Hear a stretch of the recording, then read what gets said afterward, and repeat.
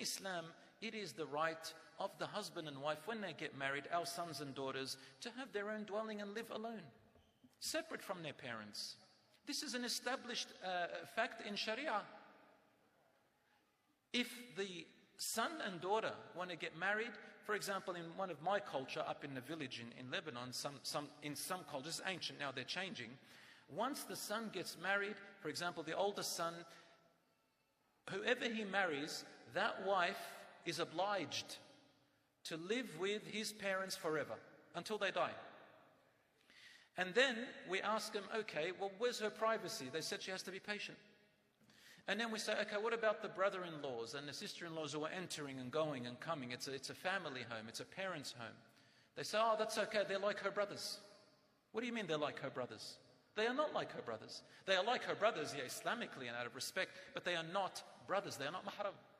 So I hear stories, for example, where she's forced by culture, not because the parents were in need. There is a difference when, for example, my father and mother are crippled, la samahallah, or they are in need and they got no other help and I have no other siblings and the only son they have is me, for example. Then that's a different story. Whoever, I marry, that wife has to be, understanding of this situation, to be patient with it.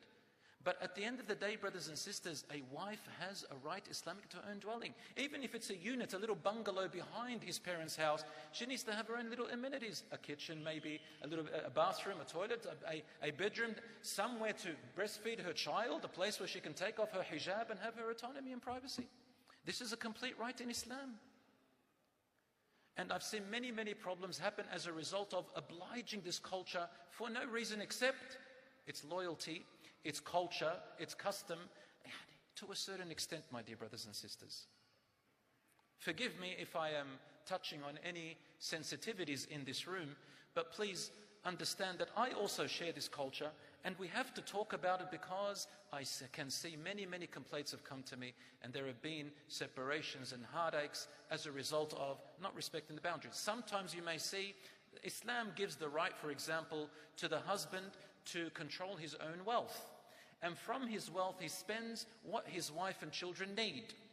At the same time, the husband, who is the son, is obliged to spend on the needs of his mother and father if they are in need. If they're not in need, he's not obliged. But if they are in need, he's obliged. The wife has to be considerate of that and not to put too much pressure on him, especially if his financial situation is not very good. But if his financial situation is very good, Allah says, لِيُنْفِقْ ذُو سَعَةٍ مِّن سَعَتِهِ. Let every man who has abundance of wealth to give more and to more people. But at the end of the day, he is responsible for his wife, number one, his children, then his mother and father when they're in need. If they are all in need, he has to try and balance it out as much as he can. At the same time, brothers and sisters, he is not obliged to spend on her family, for example. Similarly with the wife, her wealth, Allah subhanahu wa ta'ala has not obliged her to spend any of it on anyone. She does other things. She serves her husband, she serves her children, she's a homemaker, and she can work if the husband and wife are happy in an agreement of this and they got this kind of plan, no problem. But her wealth is her wealth. If she wants to give from it, alhamdulillah, it's a goodness. But for the husband to come and tell her, you are obliged to spend on the family, this is haram, this is not allowed. But of course, out of her consideration and love, if she sees her husband is falling behind, there's bills to pay, and they're struggling, she obviously should help, because that's not a really good wife who is not considerate to her husband's financial situation, of course. But at the end of the day, the husband cannot tell his wife, you must give me your money to give to my mum and dad, for example, to give to my brother and sister, for example. This is haram.